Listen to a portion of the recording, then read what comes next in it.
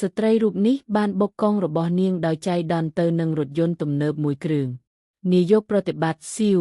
ទោះជាយ៉ាងណាបានលាក់ខ្លួននៅក្នុងរថយន្តហើយមិនហ៊ានចេញមកក្រៅឡើយឃើញរថយន្តថ្លៃបែបនេះស្ត្រីនោះមិនដឹងថាត្រូវធ្វើអ្វីទេនៅពេលនោះក្រុមអង្គរៈបានចេញពីឡានហើយឡោមព័ទ្ធនាងឃើញស្ថានភាពបែបនេះស្ត្រីនោះបានផ្ដល់សំណងសម្រាប់ការខូចខាតទាំងទឹកភ្នែកដោយមិននឹកស្មានដល់អង្គរៈបានប្រព្រឹត្តចំពោះស្ត្រីនោះដោយការគោរពយ៉ាងខ្លាំងពួកគេបានហៅស្ត្រីនោះថាលោកជំទាវនៅពេលនោះស្ត្រីនោះបានឃើញនាយកប្រតិបត្តិស៊ីវលាក់ខ្លួននៅក្នុងឡានសកម្មភាពនេះបានធ្វើឲ្យស្ត្រីនោះសើចភ្លាមវាគឺដោយសារតែនាយកប្រតិបត្តិស៊ីវតែងតែធ្វើពុតជាអ្នកក្រនៅចំពោះមុខនាង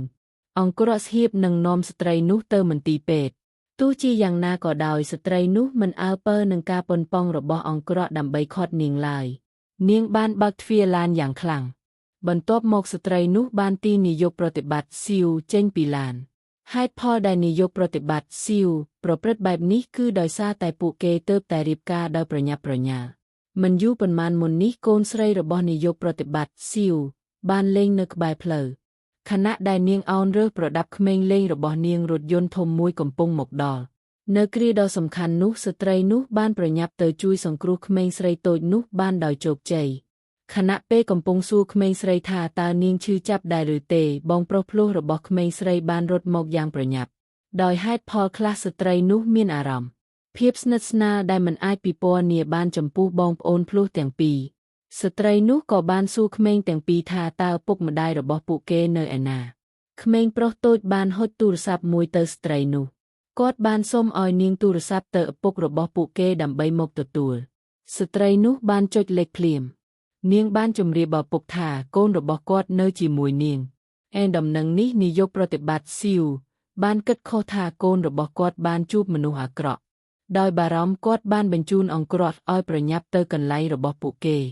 ប៉ុន្តែដោយការភ្ញាក់ផ្អើលរបស់គាត់នៅពេលដែលមេផ្ទះមកដល់គាត់បាននាំយកប្រអប់មួយពោពេញដោយលុយសុទ្ធ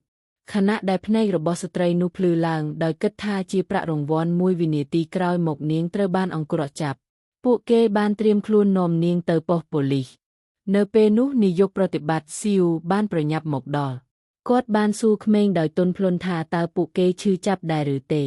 បន្ទាប់មកគាត់បានប្តូរទឹកមុខភ្លាមហើយស្ដីបន្ទោសក្មេងដែលរត់លេងដោយគ្មានការអនុញ្ញាតពីគាត់ក្មេងប្រុសតូចបានពន្យល់យ៉ាងលឿនថាស្ត្រីនោះមិនមែនជាមនុស្សអាក្រក់ទេ